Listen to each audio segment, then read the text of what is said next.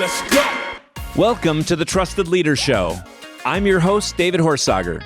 Join me as I sit down with influential leaders from around the world to discuss why leaders and organizations fail, top tactics for high performance, and how you can become an even more trusted leader.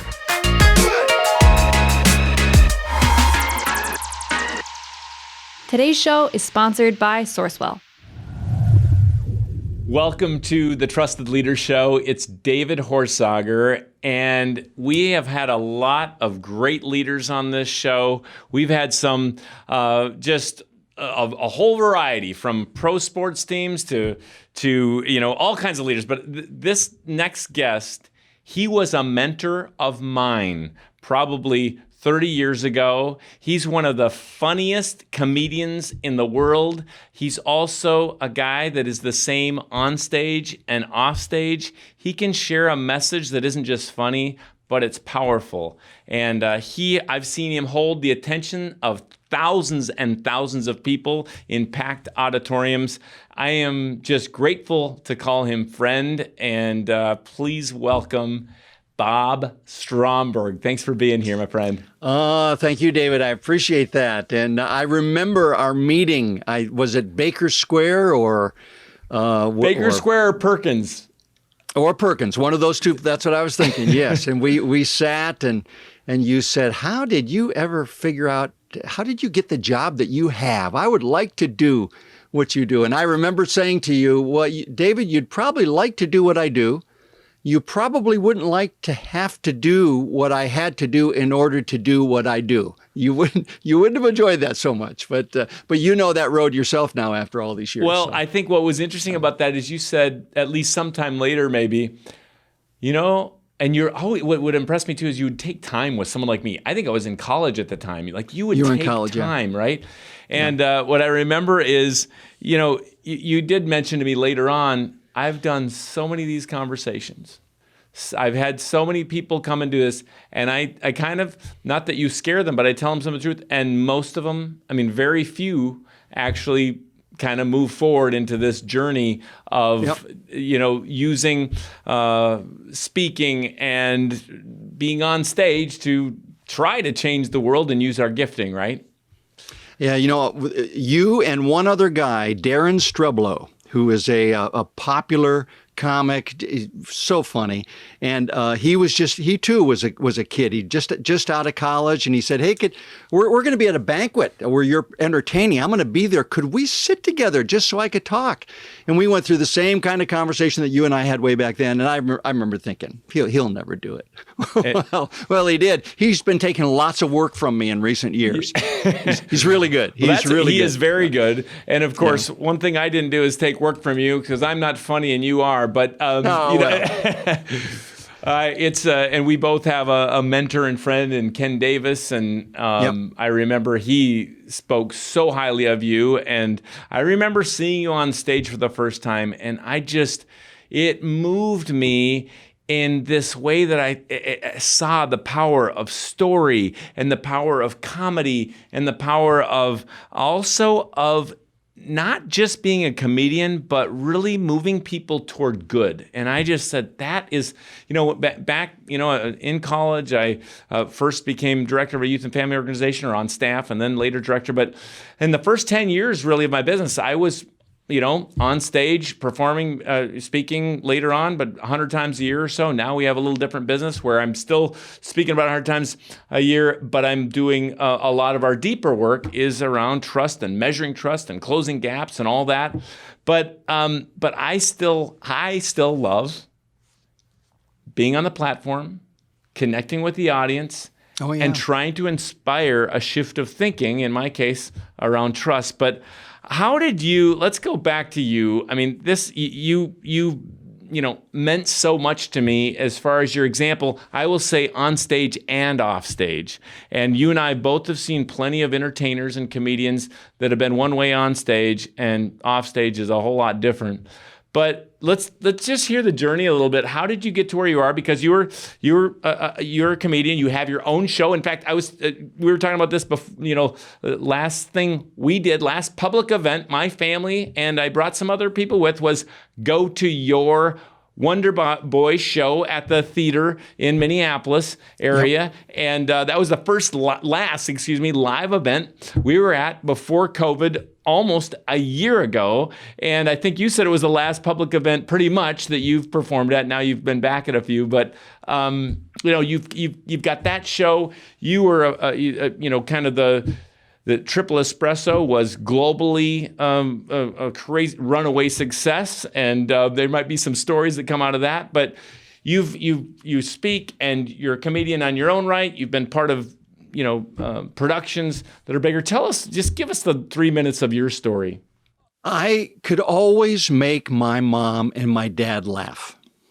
My earliest memories are making my mom and dad laugh, either by making a face or by saying something or by telling a joke repeatedly. If I got a laugh by telling them a joke one time, this is when I was 5 or 6 years old, I would tell it until they weren't laughing anymore. I delighted in making mom and dad laugh. I'm the kid who would have been the class clown. That was one of my highest aspirations. Unfortunately, my dad was the principal of my school. So consequently, that wasn't an opportunity for me. An option for me. I couldn't do that. So, but I always knew that I could make people laugh, and it always delighted me. I went to college. I majored in art. I enjoyed it a lot. Wasn't a great student in school. I got by. Didn't even know if college was for me, but I went to college. I majored in art because I thought, well, I might enjoy that. But I knew all the time what I really wanted to do was perform. But I grew up in this tiny little town. Certainly nobody in my town had ever become an actor, a performer, a speaker, a comedian. Nobody had ever done anything like that.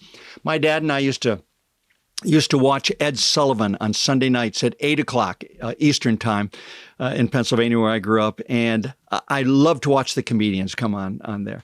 And to sit with my dad and look at him and just see him laughing. It just delighted me. It filled me up. And I thought I would love to do that someday.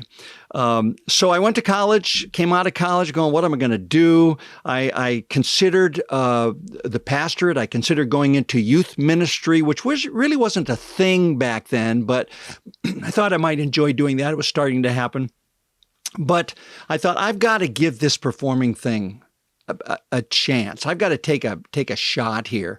So I decided to take 3 years. I was working with another fellow. We went to a theater school in Maine together, spent a couple years up there post-college, and decided it would be easier maybe to try to make something happen as a duet rather than a solo artist. Might be a little more fun working with somebody else. So the two of us worked together for 3 years. We thought 3 years would be a good amount of time. A year, way too short. A year you start, if it's not going well, you can give up so easily at 8 or 9 months and just say, why do the summer? It's not going to work. 2 years, I don't know. You're going to start, if it's not going well, you're going to start giving up the second. 3 years, you got to hang in there. It really only took us about 3 weeks, and we were really busy. We were living in New England at the time, going around to schools, knocking on doors of schools and saying, hey, could we come and perform at your school? I remember we started looking at high schools, and we were getting nothing. We were walking in. We'd leave a brochure everywhere that we went. And after 3 weeks, we were getting pretty discouraged because we weren't getting any bookings.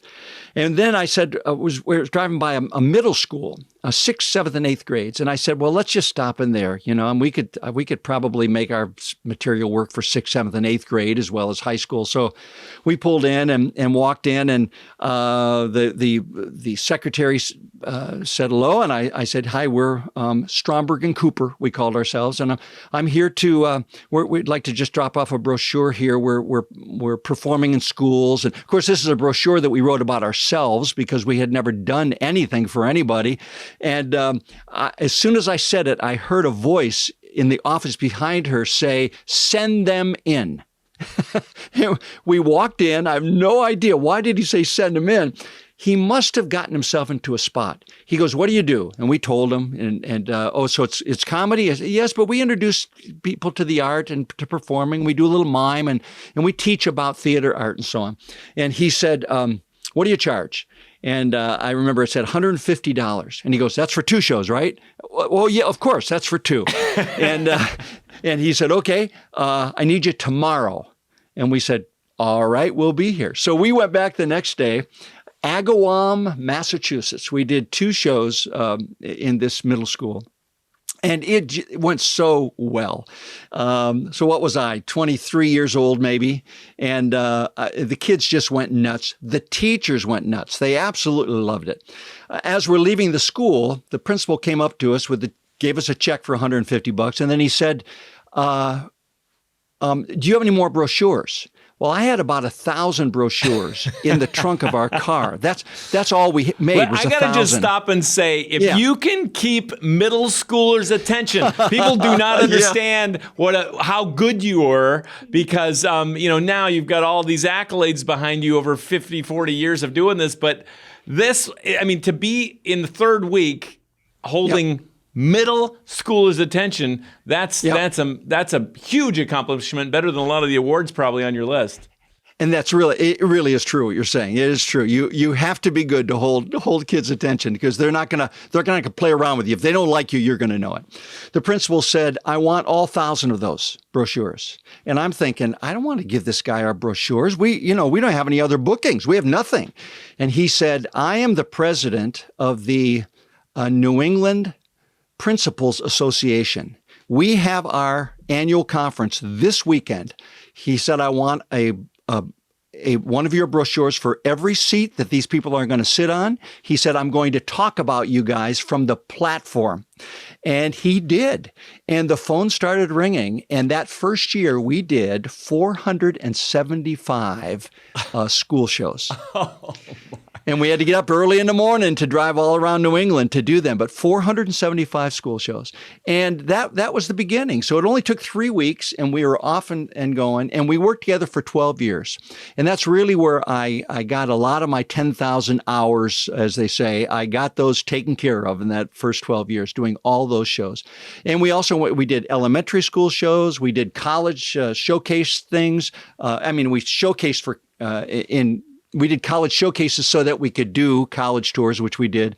And I just learned so much about performing. And what I always loved about what I did, whoever I've been working with, whether it was my original partner, Michael Cooper, who's still a great friend, a wonderful performer, or whether it's Bill Arnold and Michael Pierce Donnelly with Triple Espresso, and others, folks that I've collaborated with, I've always loved the idea of making people laugh hard, and then helping them to laugh hard at things that they feel good about, at laughing about, so that they feel good about their laughter. Because things can be funny, and then afterwards you go, boy, I don't feel so good about that. That was funny, but I don't know.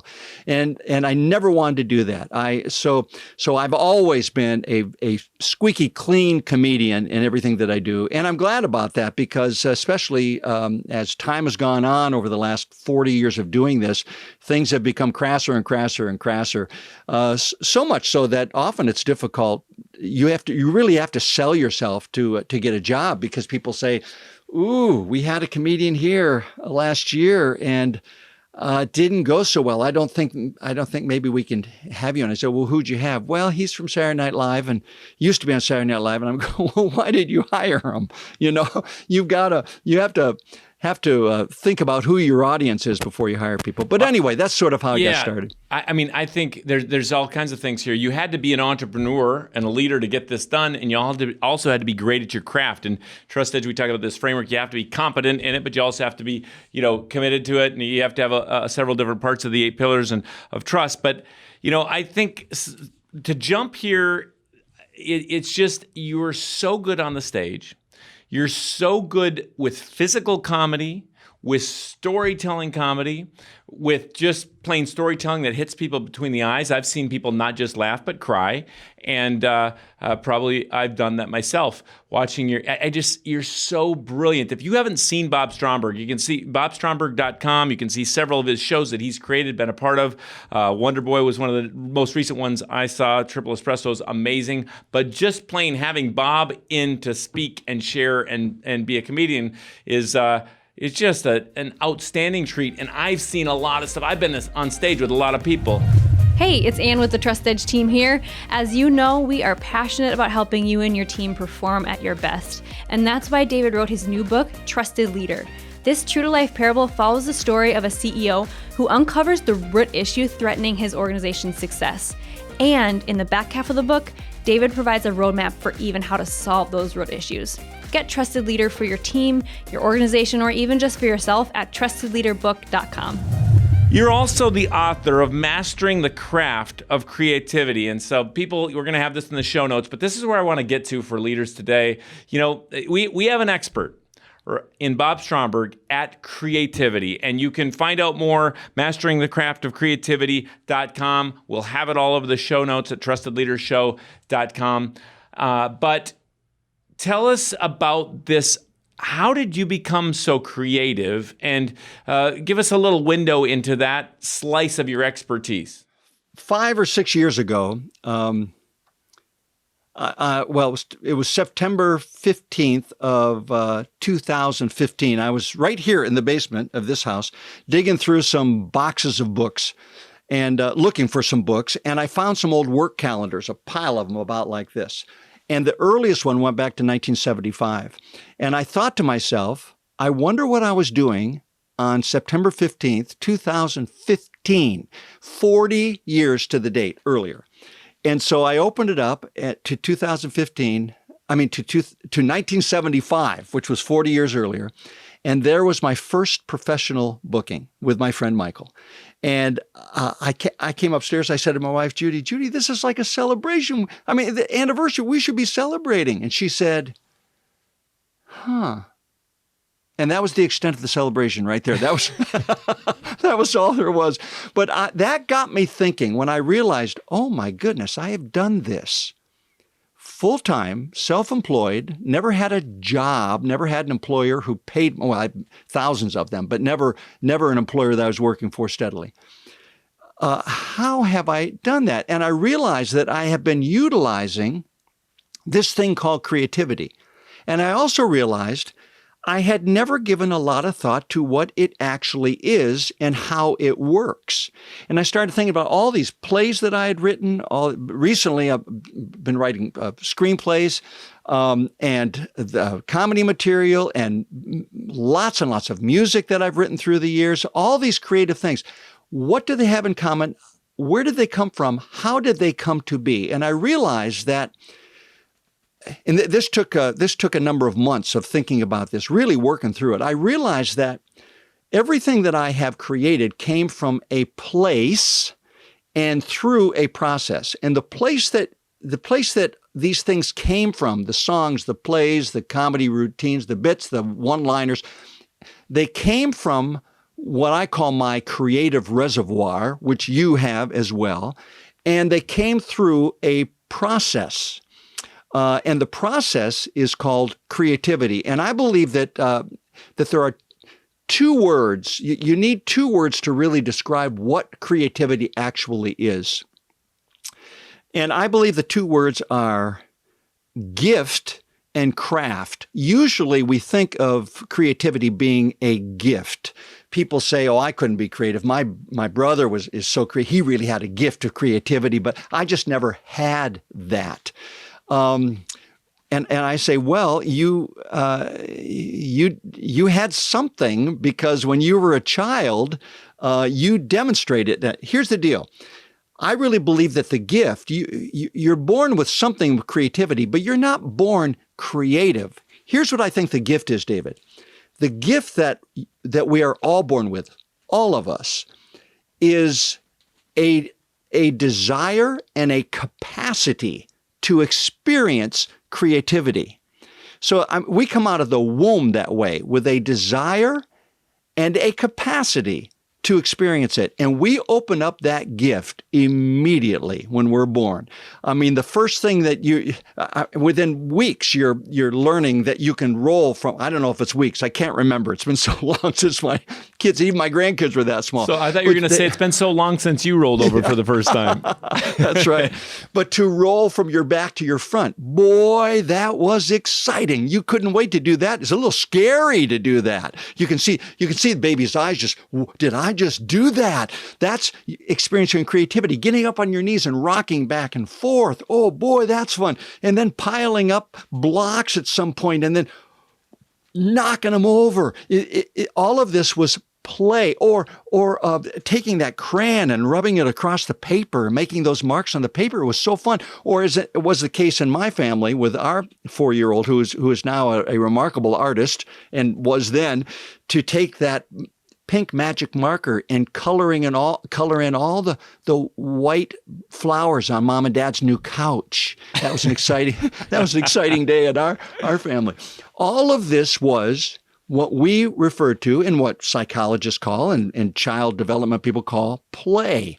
It was just play, but it was all creativity. It was all creative, incredible demonstration of creativity. So the question is, well, where does that go? Because so many people say, I'm not creative. I couldn't create anything. I mean, I have no idea what I would do. I can't create anything. I'm just not a creative person. You used to be. So where did it go? And I believe, I believe it gets educated right out of us in the Western world. I think it's just the downside of our educational system. A lot of good things about our educational system, but not in this regard of creativity. Because in school, we learned very early on, when we're taking a test or a quiz or an exam, we have to write in the right word in the fill in the blank. It's got to be the right word. Or if it's a multiple choice, you have to circle the right answer. Or if it's a math problem, you have to add those numbers all up and divide it and do this and the hypotenuse of whatever, and it's got to be down to the right decimal point in number. It's got to be perfect. And if it's not, it gets a big red mark on it, and we deal with our feelings about getting those red marks on our paper. And we very early realize that we're not as creative as we used to be. Things are not as fun as they used to be. Creativity does not work that way. Creativity is not about finding the right answer. Creativity is about trying many, many potential answers. Some of them which are really not good answers at all, but to try them and something else comes out of it. You almost can't fail with creativity because you're not looking at the outcome, you're looking at the process. So to engage in the process, even if it's to try lots of things, in other words, you don't need to get the one right answer. So therefore, I think there's another word that's necessary. Gift is the first one. I think the other word to describe what creativity is and how it works, the other important word is craft. Creativity is a craft. It's a process that you go through. And as you go through this process, you begin to, this is a wonderful side benefit, you begin to fill up your creative reservoir. So there's always something there. You don't need to worry about writer's block. You don't need to worry about not being able, what am I going to do now? It's all, you've got lots of stuff ready to go. But you need to understand what the process is. I heard recently about Sting, who has been, just before we did this interview, I thought, well, I wonder how many Grammys he's won. He's been nominated 43 times, 42 or 43 times for Grammys. He's won 17. One of the most popular singers, songwriters in the world. About a dozen years ago, he woke up one morning and he couldn't write a song. He couldn't write. And you go, well, how's that even possible? I mean, that's what he does. He writes songs. He couldn't write a song. And this went on for 8 years. 8 years. Couldn't write a song. Can you imagine how devastating that was? Now, we didn't know that. The public didn't know that because he's still touring all the time. He's playing the songs we want to hear anyway. We don't particularly want to hear a new song. We're happy to hear the old ones, the ones on the albums we've been listening to forever. But he couldn't write a song, and he was desperate. And he described it this way. He said, "I believe it was as if my muse went away." And after going through all this work, thinking through creativity for myself, I felt so sad about that because I thought, Sting, there's no muse. There's no muse. You don't have a muse. You have a process that you had been doing for years, and you don't understand what the process is. If you understood what the process is, you'd be writing a song right away. Now, here's what he did. Well, he didn't know what to do, but here's what happened to him. He, in his mind, began to think about growing up in Newcastle in the UK, a shipbuilding town. And he remembered the way the old fishermen and the old shipbuilders, the way they used to talk. And he heard their dialect in his head.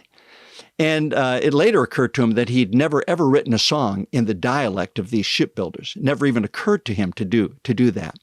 But he heard the dialect, and he heard particular phrases that they would say. For example, one day you'll wear these dead man's boots.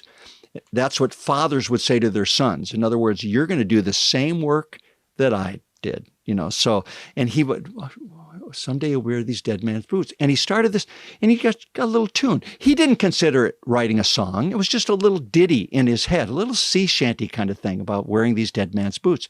And he wrote it. And then he heard another phrase in that dialect, and he wrote another little sea shanty kind of thing in that. And he began to collect them. And then he started thinking, I wonder if I could put them together in some way. I wonder who would sing this song. I wonder if there are characters who would sing them to each other. It eventually ended up being his West End and Broadway musical called The Last Ship. Now here, David, is the important thing. Without knowing it, I believe that Sting used the creative process that I realized that I've been using in everything that I ever wrote. And here's the way it works. There are three things. I say you may not feel you have a creative spirit, or you may not feel that you have a creative reservoir, but you can get one. I didn't say get, I said get. Git. First step in the creative process, you grab anything that grabs you emotionally. So as you're going through your day, and these are not ideas that you're grabbing. You can't, that's not how ideas happen. The ideas aren't just waiting out there for you to take them. You have to find them. And so you're not grabbing ideas, you're grabbing thoughts. So as you go through your day, you remember something, you see something happens in the market. This little kid, the kid in the stroller in the market drops his sucker on the floor. His mom says something. Oh boy, that was a little bit harsh. Or oh boy, you write it down. They can be anything that grabs you emotionally, things that delight you, things that maybe upset you, things that make you wonder. You write them down. That's what it means to grab. Now, when I say write them down, you can speak them into your phone, but you have a file for them. You make sure you have somewhere where you can put these thoughts. They're not ideas. You have no idea what they could possibly be. It's just a thought. And there's a resistance to doing this because people go, why would I write that down? It's not even it's nothing. Why would I write it down? Because that's just the beginning of the process. The second thing is then you go back each day and you look at that list of things that you've grabbed and you begin to interrogate them. If you have if you end up with 20 or 30 things on your grab list, and that'll happen pretty quickly, by the way, you begin to, as you go through this process, you actually begin to wake up emotionally. I've had people say to me when they start the exercises in my course, Mastering the Craft of Creativity, they say, well, I didn't grab anything today. Nothing grabbed me emotionally, so I didn't grab it. I said, well, keep trying, because I just know that people are not very emotionally alive. They're not in touch with their own emotions. They're walking past stuff. They're not looking. They're not observing. And then as you begin to grab, it gets easier and easier. In fact, it becomes habitual, and you're grabbing things left and right all the time. And again, sometimes I grab stuff and I go, I've got reams of things now. And I go, why am I still doing this? Well, because as you go back, then you interrogate what you grab. That's the I. Is that in a journal? Do you use this paper? Do you journal it? Do you put it in your phone? How do you grab it? Like when you're out and about, what's your little file system? Yeah, I grabbed on paper for years. I think originally it was just anything I could grab. Yeah. But I was just grabbing anything and then pile them in a box, and then it was in a little. I remember getting nice little leather books at one point, and it would be, some of it would be grabbing, others it would be notes and stuff. But then recently, actually since I started working on this 7 or 8 years ago, I've been grabbing on my phone. I just have a file. I have a grab file. I have 2 actually, and I just speak them in there. It's just enough to remember what grabbed you. That's all. It's not usually it's a sentence fragment that you're grabbing. It ties back to, just briefly, someone else that we had on the show that we talked about the value of journaling and how that's one of the top things to do. In essence, this is a part of amping up your creativity. And if you want to be more creative, and everybody, this really, and more innovative, you got to go to the whole course, masteringthecraftofcreativity.com. But we're getting a good look behind the kimono here. We're getting the get right here, right now, at least a good overview. And there's a whole lot more in the whole course. But he was talking about journaling, just the process of journaling. Ideas start to come to you, start thinking about them, you start remembering, and even on your own without interrogating that night, let's say, your mind starts to interrogate. It starts to build the muscle of interrogating on its own, it seems. If you develop a habit, which, as you know, they always say it takes 21 days to create a habit, so it's 3 weeks. The truth is it takes more like 2 or 3 months. You actually can create a neural pathway in 21 days. It's there. You could see it apparently, or measure it in some way. But it's not very strong, and it won't help you very much unless you do it for up to 2 or 3 months. Repeat the cycle 2, 3, 4 times. And then it's there, and it's working all by itself. And that's where you get people in the middle of the night saying, I wrote this song. It's like God gave me this song because I just woke up with it. Well, maybe God did give you the song, but he gave it through this marvelous thing called your brain and your mind, which works the way that it does. So I just want to, if I continue real quickly, you interrogate what you grabbed. When you go back to your list and you look at it, so maybe you've got 20, 30 things on your list, you just kind of read down through them, and 1 or 2 of them will pop right out at you like, "Ooh, pay attention to me, pay attention to me." And you go, "Well, what are you? How could I use you? Are you an illustration? Are you a new kernel of truth for my ad campaign? Are you a new marketing plan? Are you a painting? Are you a new chapter in my book? Are you a character in my book? What are you?" And eventually then you have, it sounds like a cliche, but it's absolutely true. And every artist, every creative knows this. You have that aha moment where you go, there it is. There it is. Now, sometimes this can happen in 3 minutes. You know this, David. It's like, there it is. I got it. This thing happened and I knew exactly. I needed that application or that illustration tonight, and I got it today, and I wasn't even looking for it. It's just boom, there it was. So it can happen really quickly. Or it might take 20 years. Literally 20. I have a piece now that I do on my show. Well, you've seen it, my family pictures thing. It took me 20 years of that on my list of going down, well, maybe someday. I cannot figure out what to do with those family pictures. And it became this hysterical routine now. So then you grab, you interrogate, you have that aha moment, and then you go, now I know what it is, and you begin to transform it into what it should be. That's what Sting did. He was grabbed emotionally by memories of his boyhood. And anybody our age, your age, I know you're younger than I am, but anybody our ages knows memories of boyhood, when they hit you, those are powerful emotionally. And his mom and dad, both of them are gone now, but he remembered them. He remembered the dead man's boots. He remembered his girlfriend. He remembered these things. And he began to grab those and then say, what could I do with you? Is this a song? Is this an album? Is this, wow, could this be a Broadway play and a musical? And then he began to transform it into that. Now, how long does it take from beginning to end? It can be really quick. It can be an hour and you've got it. It can be half an hour and you've written a song and you could actually be singing it in half an hour if you want to. But other things, if it's a new medical device or if it's a Broadway play, it's going to take years and years and years to develop it to the point where you can put it on stage. So, or produce it. I love it. Talk more, this is great. Everybody's got grab, interrogate, transform. There's a process for creativity. We can all get better at creativity. Maybe a lot of it's been hammered away because of, if we're listening from the U.S. right now, from the American educational system, and actually many others around the world. I mean, this educational system came about because of the industrial age, right? It's like boom, boom, boom, we do it this way.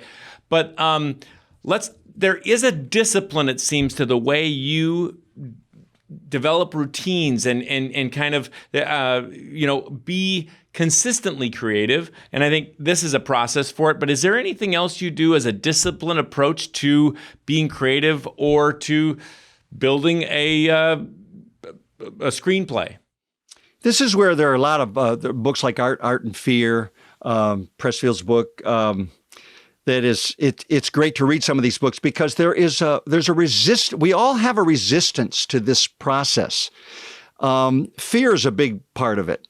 And again, I don't know if this is part of our Western culture or not. I think it probably is, but we all become very we look at we become outcome. We look at the outcome of what we're doing. That seems to make sense a lot of times when you're thinking about business things, where you got to look, well, what are you putting in this and what do you hope to get out of this? But with creativity, there's never any guarantee of, certainly in art, there's never any guarantee that any of this is going to work. And there's no guarantee. How do you trust yourself in that? How do you trust yourself enough to keep at it? Well, as you have some success, then you begin to build upon that success. So you look back, and I know I wrote that Wonder Boy after we wrote Bill Arnold and Michael Pierce Donnelly, and I wrote Triple Espresso. I had never written a play before at that point. I hadn't even been in a play before. Just always done the solo thing or the duet stuff with the partner I had that I started out with. So I'd been on stage a lot, but I'd never been in a play, never written anything like that. I went to see Michael Pierce Donnelly in Forever Plaid back in 1990, and he'd already been in that show for 2 years or 3 years at that point. He'd doing it 7 times a week in downtown Minneapolis. And my wife and I went to see him do that. I thought it was great. And we went out to eat afterwards, and my wife and I, and she said to me, "You could write something better than that." Well, the next morning, and what would I do with it? I don't have no idea how would you produce it? Where would you put it? How would you get anybody to come if you did? And what would it be anyway? I went out to eat with, had breakfast with Michael Pierce Donnelly and Bill Arnold, who I had met in Chicago. We were on a stage together there at a big convention, and I thought he was one of the funniest people. He's a comic magician, as you were, and maybe still are sometimes, David. No? Long time ago. The big joke around here is, 20 years. You used to deceive people for a living. Now you talk about trust, right? Yeah. But most people don't even know I ever did that. So, but I'll bet you saw Bill at some point, didn't you? I mean, even before Triple Espresso or not? Oh yeah, and they're amazing. All three of you. I mean, that's something that made that trio, of Triple Espresso. Just, I mean, from Dublin to across the U.S. I mean, it was just all three of you so talented and so funny in different ways, but together, people talk about that, laughing at the show. There's people that go every year to the same show. It's just it's. Yeah, people have been 40, 50 times. It's amazing. They want to see the same stuff over. No, please don't change anything.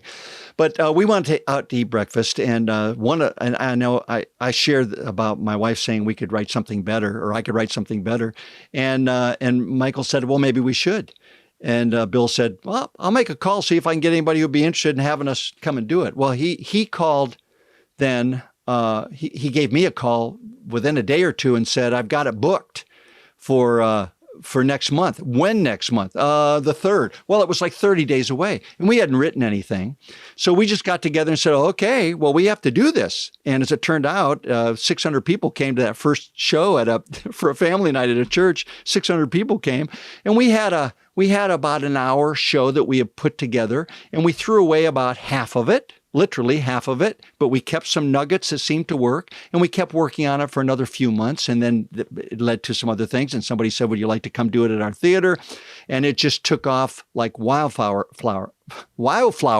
Took off like wildflower. Took off like wildfire. And we thought we got this opportunity to do it for 6 weeks at a theater, 7 or 8 times a week we were going to do it. And I remember thinking, well, that means I can't work anywhere else for 6 weeks. I'm probably going to lose a lot of money on this. Well, it took off, David. We had people lined up down the street to get tickets from the first week on. And then it went to San Diego, and then we got another cast, and we kept 2 cities going. And then at one point there were 7 cities going, and then we went to Dublin, we went to the UK, we went to the West End of London, and it went to 80 some cities now. It's been in over 25 years. It ran without missing a date, without missing a week in San Diego for 11 years. I think it was 13 years here without stopping in Minneapolis. It was a phenomenon. Now the reason I'm telling you the story is, you said, how do you keep doing what you're doing when there are no guarantees? And I think you build upon the success, but I did that Wonder Boy thinking, well, gee, I could write another play. I mean, this is going to just take off and go crazy again. That's what it felt like to me. I know I can do this. I did it once. I'll do it again. And I realized, well, Triple Espresso was a phenomenon. It was truly a phenomenon. It's not something that's going to happen to very many people in a generation. It's just one of those very, very odd things. The right time, right place, and so on. But I had great success with that Wonder Boy, but it wasn't the same kind of success. But it was wonderful nonetheless. New York, it just didn't have. I mean, yeah. Oh yeah, it was fantastic in New York, and won some big awards there, which was pretty exciting. But it wasn't. It didn't make any money. So if the idea is I'm going to do this so that I can make some money, and this is going to, well, maybe not. And there's no other way to.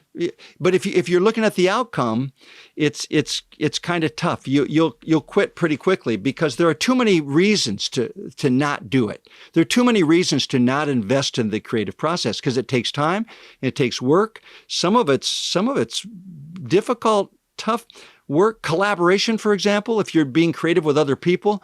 Boy, some collaborations are so fun and they're just great. And other collaborations like, oh, I can't believe I have to work with her again. It's just like this is going to be tough, but you have to, you do it because that's the process. Hey, it's Sam from the Trust Edge team. Most training and development initiatives don't last or even solve the root issue hindering your organization. That's where Trust Edge coaching certification comes in. Trust Edge coaches are equipped with a suite of tools to identify, benchmark, and close gaps in trust for good. Because when you solve the real issue, you get measurable results in a culture where people actually want to make an impact. So whether you're a coach with your own clients or a leader training people inside your organization, check out trustedgecoaching.com and see how you can start solving the root issue and get lasting results in your business. And now back to the show. I think that's a unique trait of you compared to many. You are phenomenal success on your own. And I saw you first most of the time on your own. I didn't see you way back to the Cooper times. I mean, you had an amazing solo act, event, show, and yet you've collaborated with others to make this runaway success Triple Espresso, this even your first 12 years with Mr. Cooper or whatever. So I think that's an interesting. I'm going to jump here just for a second because when we talk about the work we're doing, it's you can be on stage and all these things, and yet everything else can crumble, and actually that affects your life. And so I think to be a great leader, be creative. We got some tips today with Get. grabbing and interrogating and transforming. Certainly it's been an inspiring, this is just so fun for me to hear you kind of get behind the scenes from what I saw on stage and see on stage that is just so amazing and inspiring, and to kind of peek back to, there's a process to this. Maybe we can all get a little more creative. But I think another thing about you that people, at least that listen to this Trusted Leader Show, need to hear is this guy that's the same on stage and off stage in many ways. And what I mean by that is, I still remember, and this was quite a few years ago now, actually. It was about maybe 10, 12 years ago. We both got asked to speak at a conference. I believe it was in Atlanta. I think there were 7,000 people there. And it was one of the bigger ones I'd done until that point. You were on stage also. And you're probably more of a headliner than me at the time, for sure. But we both were in. It was a big auditorium, a lot of people. And I remember right when I got there, seeing your wife, and I was just having kids. So maybe it was a little more than that. Maybe it was 15 years ago, or 17 years ago, 18 years ago. And I was just starting to have kids, and I was starting to get more, speaking around the world more and flying more and this kind of thing, just a little bit more. Not probably 100 events a year yet, but. I remember, just asking, how do you do it? How do you balance family? How do you do well at home while you're being away? And I think in our case, a lot of our leaders, they might not be flying as much, but they are high pressure. They're having to be in the boardroom, and they have to put this fire out. They're having a lot of being asked to do more with less, and a whole lot of weight on their shoulders. And yet, I remember her saying to me, "You know what? Your boys, they weren't neglected anyway. They felt like it was like you were there all the time in some way for them." And this is before so much access mobily. But I guess, we talk about this. If you're not trusted at home, whatever that means to people, it's going to be hard. If you're not leading yourself personally well, it shows up, even if people don't know why, publicly. And I think, creativity could even go down if our mind is so dealing with other problems at home. Somehow you led yourself well at home. How did you do it, especially amidst all the flights and gone time you had? When you say creativity can go down, it's still common that now my wife Judy and we're here by ourselves in our home. Our kids are grown and gone. But she'll often, during a meal, it'll be a little quiet for a moment, and she'll go, "What are you writing?" That's funny. What are you writing? Is it a song, or is it a screenplay, or what are you writing? And I go, "Oh, sorry. I'm sorry. I'm not so engaged." I guess the point of even telling you that is it is not easy. It's never been easy. I'm not even sure to say you need to balance it. I'm not even sure balance is the right word. But you do need to set some priorities about what is most important in life. And something needs to happen as a result of what you believe is the most important thing in life. Well, it will. It will automatically happen. If you believe that your work is the most important thing in life, if that's what you believe, it will end up being the most important thing in your life. Is there anything you did to show that? You had all those shows, all that travel, and somehow I know your kids, they love you. They do feel like they were not neglected. They feel like, you have a great family life now grandkids and whatnot. Is there anything specific you did in those times to show that priority, even while flying out and having to be gone? Yeah. My schedule during much of the time, it varied, because when I was working solo work, which I did for 10, 15 years, 10 years probably before Triple Espresso. Triple Espresso was a little different. I was gone, except on Monday, sometimes Tuesday nights, but every other day of the week I was gone in the evenings. So my boys would come home from school at 3, and I would have to head 5:45 at the latest down to the show, and I wouldn't be home all evening then. So or before that time, I would have to fly away from home, usually on Thursday or Friday, and I'd come back on Sunday. That's the kind of traveling that I did, speaking and doing comedy at events. So we did a very intentional thing. at the time, I was doing my own booking. I've been with an agency now for 25 years, and I'm still happy with my agent. He's doing a great job. But for 15 years or so, we did it ourselves. Judy and I did all the booking ourselves. And we really did that because we wanted to treat people the way we wanted to treat people. And I was terrified of an agent not treating people the way I would like. I haven't had that problem, but that is a problem sometimes for people. So we would work in the office in our home. At that time, it was sending out newsletters, and it was doing correspondence and talking on the phone. But we would be working. The boys would go to school at 8. We would be in the office at 8:30, and we would work until 3:15. When the boys walked in the door, or maybe it was 3:30, when the boys walked in the door from school at 3:45, I was at the door. That was the commitment. I can work for 6-7 hours here, really hard, right through lunch. We can be working while we're eating, but at 3:45, when the boys walk in the door, I'm waiting at the door for them, and we're playing basketball in the driveway, or we're doing something in the house, or we're cross-country skiing, or we're doing something together, or I'm working with them on homework or making sure that things get done. So that's an example of a commitment that I made. Now, I know that a lot of people can't do that, but there are commitments that you can make to say, we always do this. And this is something that I have a friend, for my director in that Wonder Boy, her name is Risa Brain, and her husband is a very well-known and celebrated lighting director for theater all over the country, all over the world. And she is a noted director. And so they have opportunities to go to travel separately all the time, sometimes together, but usually he's doing a show somewhere, she's somewhere else. They have had now I think they've been married for 20 years, 22 or 23 years. They have this 2-week agreement. And that is that they, wherever they are, whatever's happening, they will never be away from each other for more than 2 weeks, ever. And then they will be back. They will, even if it means, and I've said to them, have you actually pulled it off? Oh, yes, we have.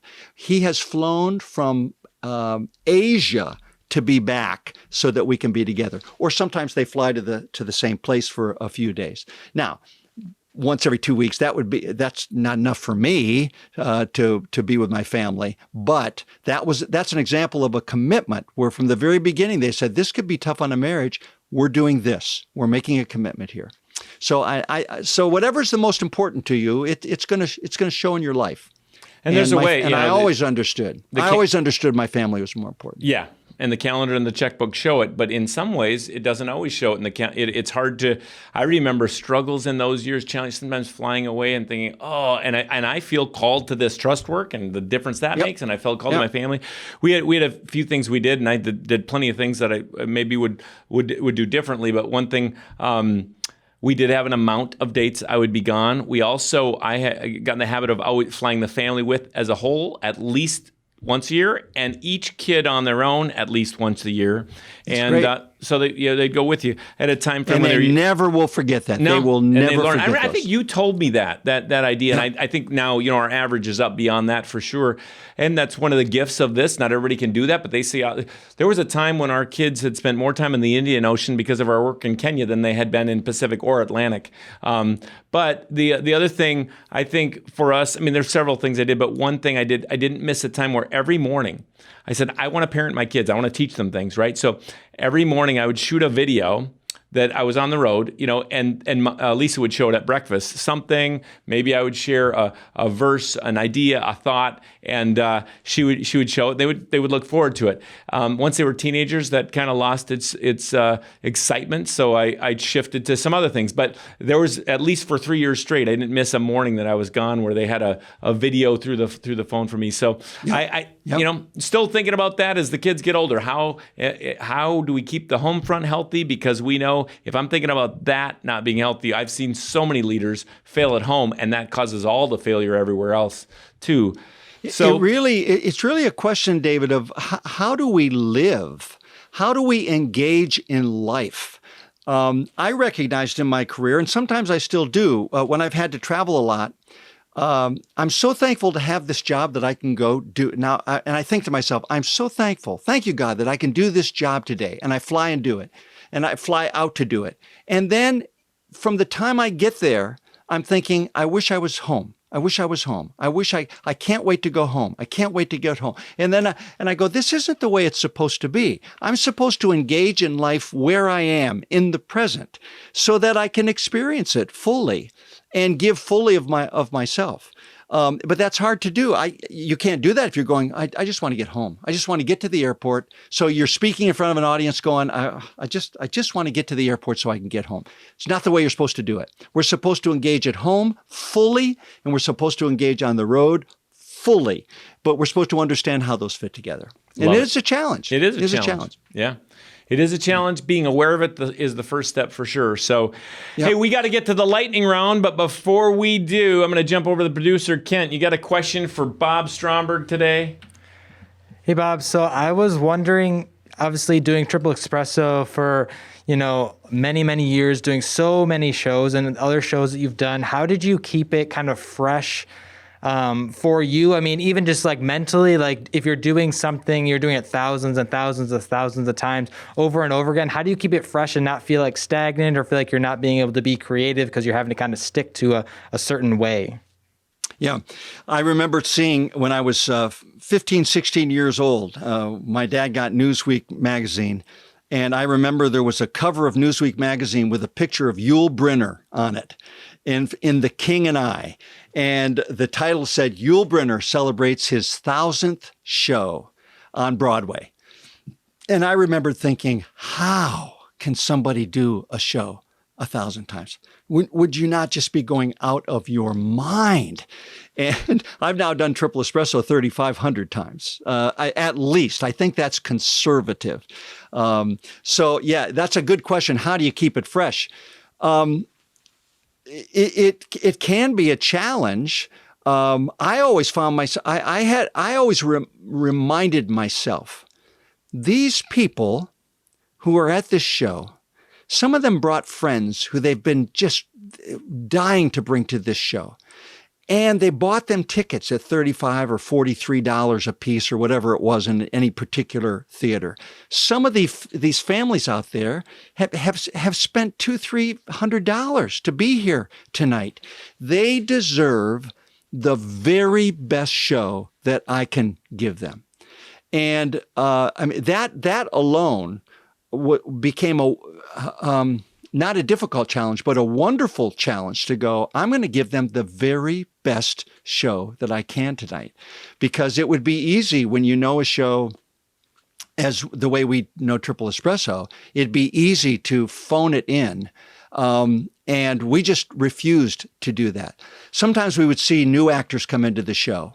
And 100 or 200 or 300 shows in, if they were in a city, if we sensed, or if I was working with somebody and I sensed they were phoning it in, if they weren't looking into my eyes when I was on stage when I was speaking to them, I saw them kind of gazing off, I would really go at them, because we're not going to have that in our show. We're going to give everything that we have. Kent, that's what a professional does. It's that simple. That's what a professional does. What would you ever ask that to a heart surgeon or a brain surgeon? You have to do this brain surgery stuff every day. You've been doing this almost 50 years now. You've done thousands of brain surgeries. Isn't it just, how do you keep it fresh? How do you keep, well, no. Very true, very true. You're so good at it because you've done it that many times. And if you start getting sloppy with your work, it's going to show in brain surgery, but it's going to show on the stage too. And I've seen it. I saw one time remember I was we were living in New England at the time. I went to see Richard Harris in Camelot. He originally did it, I think, in the West End and Broadway, and I'd seen him in the Camelot movie when I was a kid. And I mean, I was so excited. And Richard Harris Maybe he was having a contract dispute or something. I don't know what was going on in his life, but I have never seen anybody so bored in a performance in my life. And he was the guy that everybody was there to see. And I remember just being angry. It was just so evident that he did it poorly.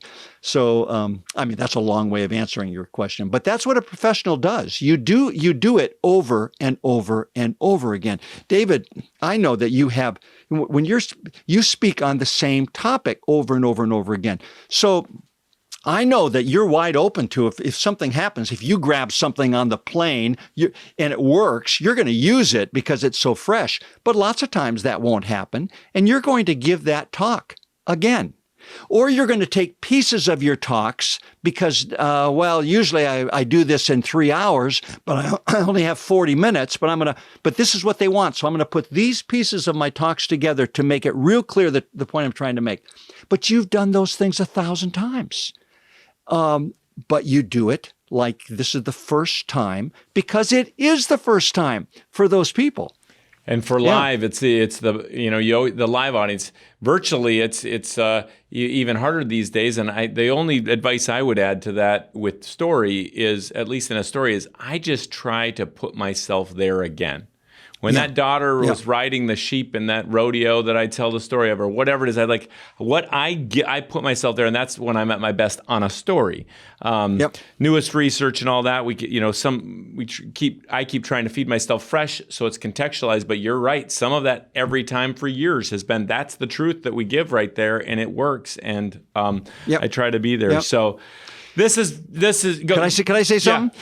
Yeah. I one of the things that's a benefit or an interesting thing about your work and my work is that traveling on planes a lot, we do run into people who are more famous than us, and that we recognize right away. And one of the most fun ones for me was Mr. Rogers, flying out of New England. He had gotten an honorary doctorate at Yale the night before. And so I walked on the plane, and I just leaned over to him and I said, "Hey, Fred, thanks so much. My kids are little, and thanks for just the way that you have blessed our family. It's been wonderful." And he said, "Well, tell me about your boys, Bob. Tell me what are their names?" And I told him, and he goes, "Well, now listen, I want you to tell your boys that when I look in that camera lens, and I talk, I'm talking right to them." And that's one of the things during COVID that's come back to me. And I've gone, I can't hear these people. I'm trying to do comedy for these people. They're sitting places and they're not in audiences. I like to have an audience. That's been our understanding as public speakers. So we have an audience. We say something, they respond facially or physically or audibly, and then we know how we're doing as a result. And we respond and we adjust. Well, we can't do that virtually. And so I have found Fred's words coming back to me, and I'm going, I don't know who this person is out there, but I'm talking to you now. Work at that. Yeah. Well, here we've had some great time together. It's time for the lightning round. We could go all afternoon on this episode, and I could ask. I'm just so grateful for the impact you've made in my life. But let's go to the quick fire questions. It's a sentence each, all you get. Here we go. What's your favorite book or resource right now? Right now, it is The Divine Conspiracy by Dallas Willard. Great one. The Divine Conspiracy. We'll put all these answers in the show notes. So if people want to reach out, check out what they're about. I have had that on my nightstand and read it. Fantastic. What's something you can't live without? Bob Stromberg. Pretzels. I cannot live without pretzels. And that's been from the time I was a child. Is that soft ones with cheese, or is that crunchy ones like crackers? It's any kind, but it's mainly crunchy, and it's mainly fat ones. Yeah. All right. And it's particular types that I enjoy too, but yeah. Sure. There you go. Best advice or quote you've been given? Oh boy. Gosh, this is the kind of, you probably should have given me these ahead of time. I could have, because this is one of these deals when we get off, done with the podcast, I'll go, oh, well, there we go. Hey, let's should not stress had it. that one. How about a piece of advice? Doesn't have to be a piece best. of advice? Yeah, I would say my piece of advice would be practice the process. Don't think about the outcome as much. Practice the process. We talk a lot about outcomes and results, and certainly business people do, leaders do. Pro sports teams, we got to get more wins. Governments, we got to get this thing passed. And I think this is this hit me today too. We need to get results, but practice, spending some time on the practice, maybe even over the outcome, I could see better outcomes coming, more creative ones for sure, based on what you said. So I love that. What's a hope for the future?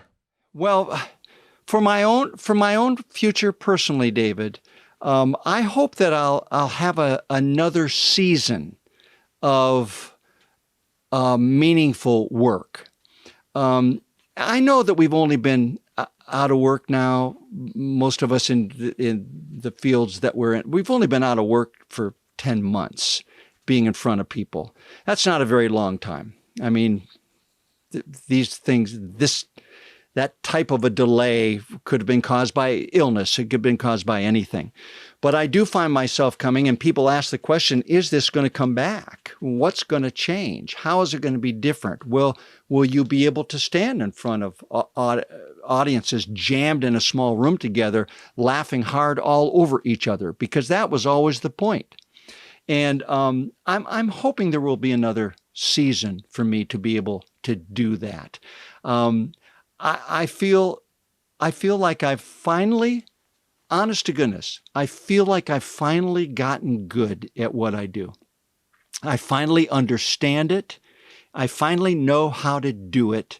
I find myself more confident up until March 12th. I found myself that I think to myself, I can be in front of anybody and I understand what I need to do for those people. And then it's gone. So that's been disappointing to me. And a hope is that I might have another season of that. Love it.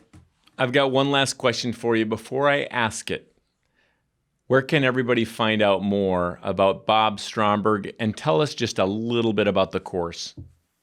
Yeah, if you'd like to find out about booking Bob Stromberg, bobstromberg.com is the place to do that. And there's written info there, but there are also several videos that you can watch to get a feel for the kind of work that I could do for you in your setting. And then also resources to help should you decide to book it. So that's bobstromberg.com. The course is at masteringthecraftofcreativity.com. Masteringthecraftofcreativity.com.